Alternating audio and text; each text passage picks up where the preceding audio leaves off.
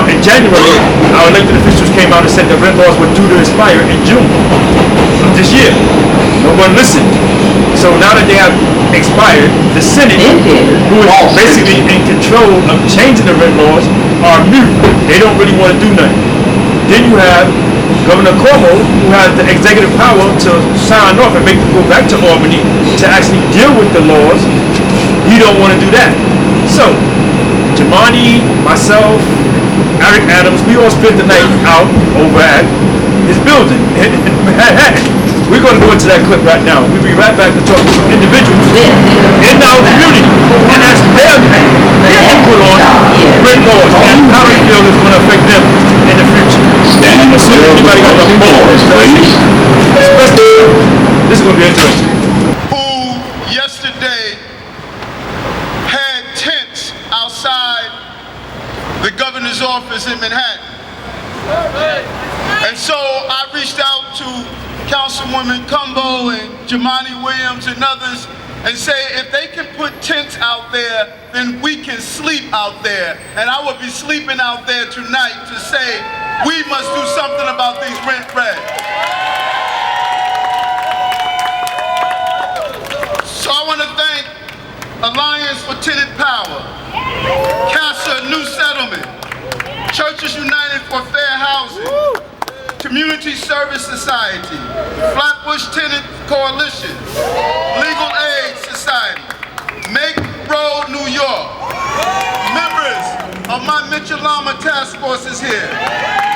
New York Communities for Change, Real Rent Reform, Tenant and Neighbors, Urban Homesteading Assistant Board, Coalition of New Yorkers and Brooklynites who realize that this is a real fight and we're not going to take this lightly.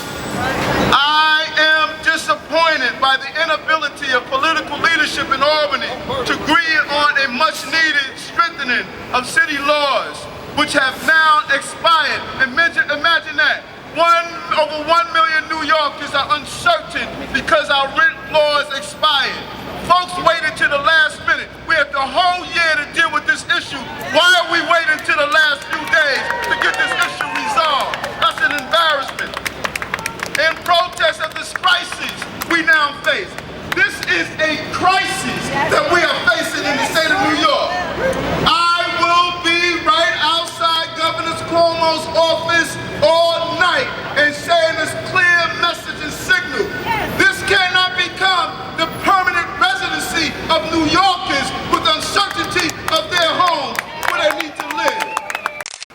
Where's Brooklyn at? Where's Brooklyn at?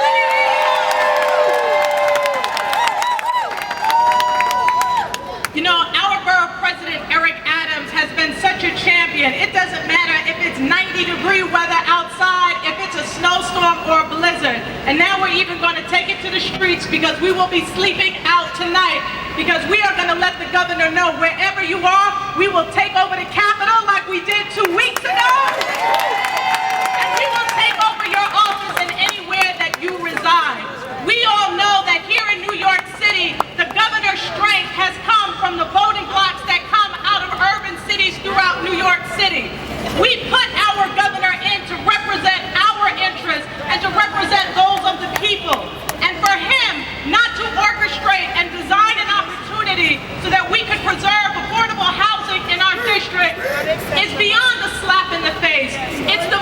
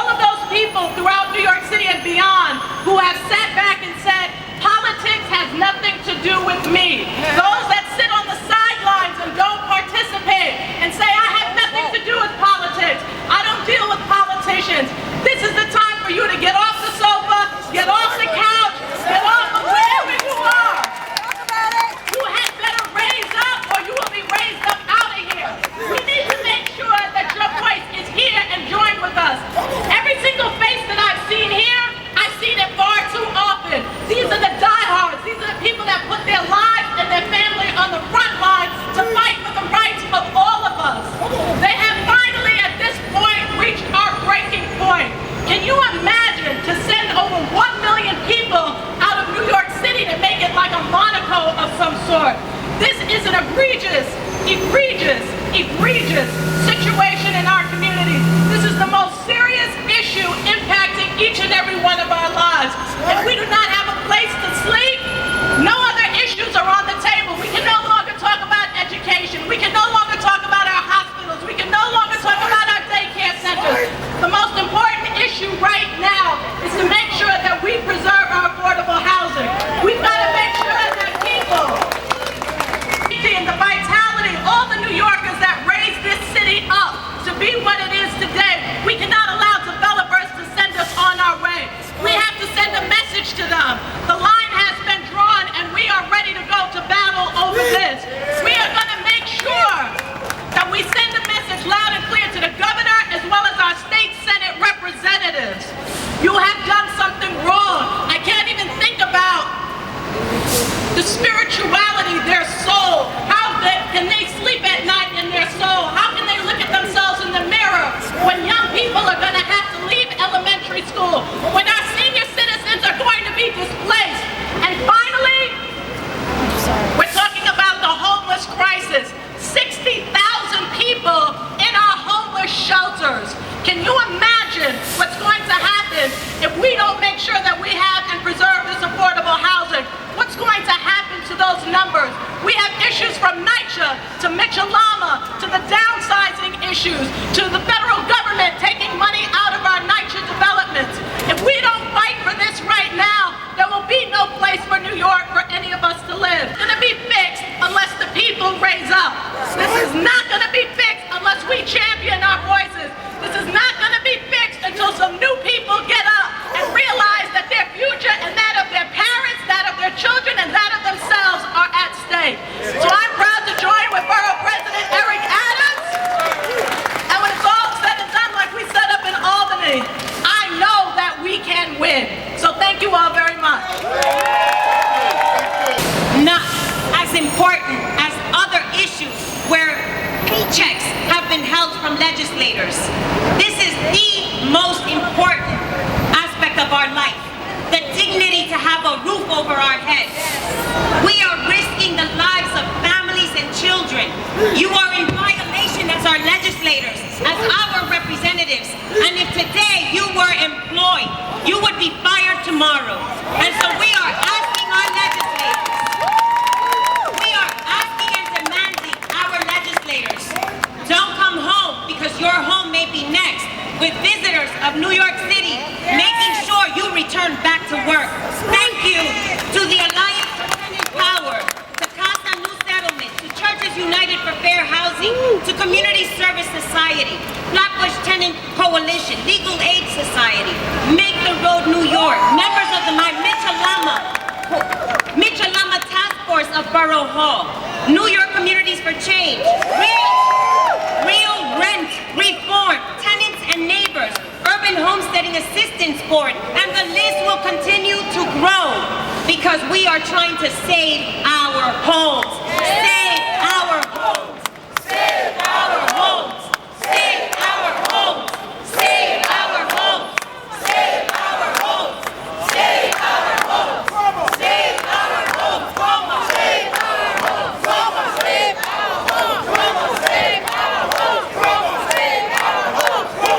For this, so your couch won't be on the sidewalk in the future.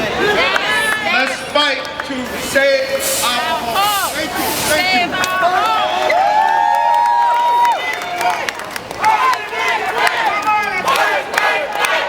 Housing is a right. Fight, fight, fight. Housing is a right. Fight, fight, fight. Well, the point is that it's good for the people. I mean, it helped me when I needed it most. I was a single parent raising 3 kids. If it would not been for rent stabilized, I probably would have been homeless. I probably would have lost my kids. You know, I think it's good for the people. I think Governor Cuomo should just stop, prolonging this and just sign it off. And look, politicians, they're going to do what's best for the landlords, and it's not right for the people that could use a little bit of help because the rents are sky high. Would you support a rent freeze? Of course I would support a rent freeze. Like I said, there's a lot of people out there that are working a couple of jobs like I did in the past. They're are struggling. And, you know, I'm born and raised here. I'd like to stay here, not be pushed out. You know? Your name, bro? Wow. Nice meeting you, Rob. Likewise. And like always, we get the facts from the streets. So as Rob just clearly explained, I'm gonna go back to Eric Adams, who's gonna explain the rent freeze and why he feels that we should do it legally with the rent freeze, but we're gonna do it for the rent freeze. Brother Eric here. You know it's hard to get you on tape. No, it is. Easy task, man. I'm finally going to Oh, don't worry. Sit there right there. I got Eric Adams here tonight, and we are out here in Manhattan in front of the governor's office building as a result of the rent laws, which has basically expired. So now I'm going to get down to the meet and greet with my brother Eric. This is going to be real meat and gravy. Now, I don't want to talk about the rent laws though. I'm going to take you somewhere else real quick. You talk about when you're authentic, it doesn't matter the conversation. Okay, we're going to get into the stop and frisk policy because lately Bratton came out and said that Afro-American males, he can't hire them because everybody has a criminal record. Right. Now, you was an officer back in the time of stop and frisk era. Right. And as an officer, you can relate to this. There was Mr. Hines, yourself as an officer, so you can relate to what I'm about to tell you about stop and frisk. Me, myself, I'm an ex-con. Let's get that clear. I'm also a product of stop and frisk. Now, during that time, we have managed to basically repeal stop and frisk, proving that it was been unconstitutional at this point, thanks to Jamani's efforts and organizations here in Brooklyn and in New York City. Now, being that it has been repealed, the stop and frisk law, mind you, why haven't they actually went back after they repealed the stop and frisk laws and actually retroacted all those individuals that have acquired criminal records who now can receive employment as a result of stop and frisk? Well, first of all, what you mean when you say repeal, they didn't repeal it. They modified the use of how they use it here. And so, to go back, the mere fact that you got a UF 250, that's the form that they filled out when they did a stop and frisk. That wasn't in itself a crime. You didn't have a permanent record. That was part of the bill that we passed in Albany, Hakeem Jeffries and I, that said that if someone stops you, you did nothing wrong, you cannot put that person's name in a database anymore. They used to stop you, you did nothing wrong, and they would dump your information into a database. They would hit this file of all of these people of color. They can't do that anymore because the law requires. But the goal is those who were arrested based on the stop and frisk, we need to have a move to have those records exonerated and expunged. That's the fight that we need to do, and that's in line with what you're saying. You're saying, hey, you stopped me from an illegal stop, I got arrested because you charged me with disorderly conduct or some other fictitious thing. Now that record should be expunged. It should be sealed. It should be no longer held against me because the federal rulers showed that there was some biases to the action on how we use stop and frisk. Thank you for clearing that up because our viewers need to understand this stuff. Even myself, struggling with that as a family man and dealing with my past criminal record and trying to find employment nowadays in this society. Right. And everybody always putting that in your face. Like it's some big threat. It's not a threat to me because I use it to my benefit nowadays as I then got educated. Now let's get back to the housing crisis. Yes, sir. Now here in New York City, you have been a senator. Now the senators have refused to talk to Jamani repeatedly when they could actually deal with this issue. Governor Cuomo is now forcing you and all of us to come out here today because he won't execute executive order to deal with the issue. Where do we go from here? Well, first of all, I think it's really with your t-shirt, with your sweatshirt, I can't breathe. When people say they can't breathe, they're not talking about that they're being choked out by police. They're talking about the weight of life on their chest. The weight from stop and frisk, illegal stop and frisk, the weight from rents being so darn high, the weight from their children not receiving quality education, the weight from going from application to application and still not getting a job. I can't breathe is a metaphor of, life is just heavy on people, on the chest of people, and they want to breathe. They want to be able to borrow from that slogan, that old movie. They want to exhale. And so this fight here of coming out and fighting to say we want to deal with rent laws, this is empowering. This is the best thing that can happen to people who feel as though they don't have any skin in the game. This is giving people skin in the game. This is showing that, listen, I have the right to fight for my dignity. There's no better way to earn your dignity than to fight for it. And so by coming out here, spending the night, we're saying to the lawmakers in Albany that you have to make this decision. We're not going to sit home in a level of comfort when we know that a lot of people are uncomfortable, are living in uncomfortable environments. And the laws that need to be enacted not only needs to pass like it was before, they got to be strengthened. We need to look at how do we strengthen our housing laws, how do we get in the business of dealing with this housing crisis. It's almost the best thing that can happen to us is that the law is sunsetting. Because now we're saying, you know what, now let's kick it up a notch. Let's organize the tenants. Because, you know, we have become too complacent and seeing the erosion of affordable housing. That's unacceptable. We need to fight to make sure we get back in the housing game. Where the state, the city, and the federal government must ensure that all Americans should have the right to housing. Food, shelter, clothing is as American as red, white, and blue. And you know, everyone should have the right to have food, shelter, clothing. And that's what this fight is about. So let's assume that they refuse to do anything, God forbid. And we still stuck with the stigma where these people refuse. You got the Republicans refusing to move, you got Cuomo refusing to move. Would you then go for a rent freeze in the city of New York by telling 2 million people that are rent stabilized that they should withhold their rent and put it in escrow as an immediate action to get these people to actually look at these laws? So what we should do is we need to sit down with, there's some great legal counsel, the Legal Aid Society, and other advocates about housing to sit down and allow those legal minds to assist us with the appropriate strategy. Because we don't want to do something that's going to cause people to be removed from their home based on their action or protest. We need to protect the rights of tenants and have the attorneys give us the best strategy. I love the idea of taking the money and do a massive rent strike, but I don't want to tell people to do that if that's going to place them in harm's way. Our legal counsel will tell us the best way to do it. I got one more question, I'm going to let you go. Yes. Martin Luther King Summer Concerts is coming up. Yes. What you got for us this year, my brother?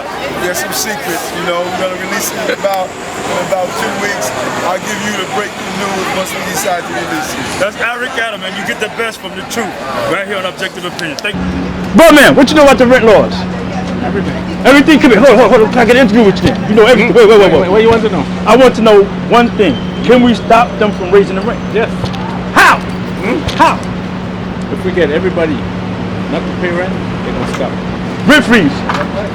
Don't pay rent, you'll stop. Everybody want to pay rent, but everybody have to do it. We don't pay rent for 3 months, their shit going to be bad, and we going to be all right. Okay. All right. I got my good brother Damani Williams here with me tonight. Damani, we're going to talk facts now. Because the rent laws basically have expired. Now, I'm going to give you my analysis of what I see happen as far as the rent laws is concerned, starting with the governor. Governor Cuomo, basically, secondly, he have all of the senators who have been reaching out to for the last 2 weeks. None of them, not one of them, gave you an opportunity to actually speak to them, to address this issue at this point. So now I got a senator that don't want to talk to you to resolve this problem, and I have a governor who can force them to do what they need to do. And we have the people out here with a total of 2 million people at risk of being put in the streets. In a couple of weeks, this thing is not resolved. And we are here protesting Kumbaya as a result. Give me what you got. Well, 2.5 million people, right? Yeah, 2.5. Yeah. They're still up working all the years right now. I don't know how long they're working. But I think you're all correct. The governor actually has some options that he's not putting on the table that will actually show that he's sincere in getting this done and not hide behind an action of the Senate. The Senate Republicans never want to do this. So whether or not they've been internal, it doesn't matter. We need the governor to move forward, and he hasn't done that. But he can a state of emergency in the city right now, or at least say he will if they don't get it done, that would allow the city council to step in and make the law that will protect the forest by them. And they can do whatever they need to do it. But we want to make sure we're not playing games with people's homes. Now, on that note, this is the highlight. And we do know if nothing is done in a fashionable time, that a lot of people are actually going to be starting like the year lease. I'm starting with the year lease. Basically going to be starting to get increased. Then we're going to start with the 2-year lease, which is basically going to get increased. Which brings us back to gentrification. Now have they gentrified our community at that point? Well, right now people have protection. The longer we wait, the more protection. And it will speed up gentrification in certain areas, just like President Randy has done. So we're very concerned about that. One of the things that we want to make sure the rent laws that expire. Rent laws, of course, the biggest issue is with places. We want to make sure that the space that people who have been in the community are able to reach the awards. I'm going to let you go with that, Jamani. I'm going to get your boy Eric Adams for the rest. This is Jamani Williams, objective opinion, always object. I want you to be you. Tell me what you know about rent stabilized. Well, look at yourself while you tell me. Okay, I want to look at you. Are you scared of cameras too? Oh gosh. I'm sorry. Hold on. She's scared of cameras. I'm not going to force her to say she's scared of cameras. But okay. I'm going to do the interview without you being on the camera. I'm going to be on the camera. Is that okay? Okay. What is it that you don't know about rent stabilized? Nothing. Nothing. Okay. So for the youth out there, for the young adults in our audience, wait a minute, something happened with the camera. Give me 5 seconds. Now, for the younger generation out there that don't understand what rent laws are or what rent stabilized is, our government has basically been putting a plan in place for like the last 10 or 20 years surrounding rent laws and a host of other things like stop and frisk, rent laws, welfare, the rent board, a whole lot of things been put in place basically to just 86 your future, get you out of the community. Now, because we are unaware of these things and we don't perceive it to be what it is, we go to school, we go to work, and we proceed regularly with our regular course of the day. However, you notice in your community, Afro-American males are non-existent. Pay close attention, not a joke. Stop and frisk made that a reality. 20 years of data, Eric Adams can contest to that. We'll go back to that interview in a minute. They just ruled stop and frisk as a violation of your constitutional rights. Nevertheless, they didn't retroactively make all those people that suffer from stop and frisk, they didn't take back those criminal records. So them men still can't get jobs because of those criminal records. So if you can't provide for your family, you can't take care of your family. So now you gotta go to welfare, social service, or you may get a mate that you made, a wife, a woman, whatever, and she has to go because you can't provide for her. So that's how stopping and frisk has affected our community. It has forced a lot of Afro-American males into doing unworthy things that they should be doing. Selling drugs, pimping, hustling. Oh, well, the list goes on, but you got the point. So just starting there, we come back to today when you have people that don't want to vote, don't want to get involved. The last election, everybody was talking about go vote so that you may secure the Senate seat. They went and voted to secure the assembly seat. That's why the Democrats control the assembly, the assembly seats. And being that they control the assembly seats, we have this fight going on in Albany about rent laws. Now, had you came out and voted, the younger generation, to control the Senate seat, we would have a better chance with rent laws today. But because Republicans want to get rid of rent laws, they want to raise 21A, which is a tax increase every time they build a building, and they want to do the vacancy program, which will raise your rent to $2,500. Now make that $2,600 because they put a bill on the table. They want to change that as well. So you really need to get yourself informed. Go to Objective Opinion and pick it up. We're out here. We're in the streets all the time. We've been videotaping for like the last 5 years about all these subjects. It is no excuse why you shouldn't be involved. And if you want further clarification, you can catch me every year at Wingate in Brooklyn. I am the VIP at Wingate. Anybody that knows about Wingate Park, any artist, any entertainer, any politician, know that certain engagement gotta go through me. It's for a reason. We need to be better informed. Now, our youth today, you need to go register to vote. First and foremost, you need to get informed of what's going on in your schools, become active in your schools. Now, I'm not going to get into the Black Lives Matter. I didn't wear my shirt this day, but I wore my other shirts. Stop shooting and start living. We gotta stop killing each other. Black on black crime gotta go. That was my famous question to Mayor de Blasio before he became the mayor. Historical, because I told him that when we was in Washington, D.C., and he didn't believe he would become the mayor. But I informed him about that. And I told him clearly, you need to deal with black on black crime in our community. I'm still waiting. Now, do I gotta knock on your door again?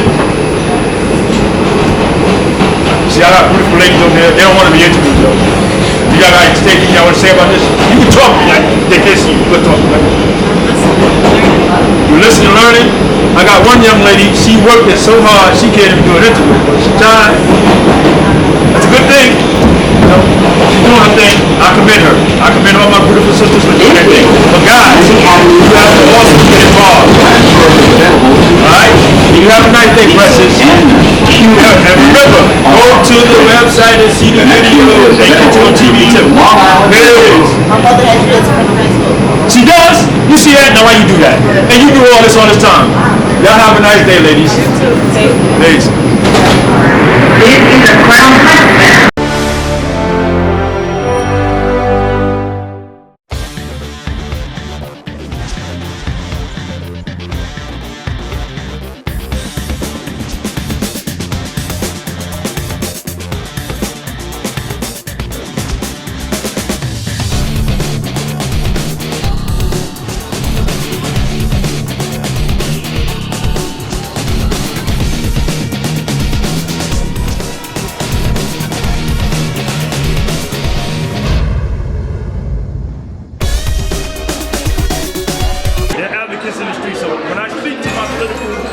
Agenda and the politicians in our community. I deal with those that connect with the streets, that deal with our issues in our community.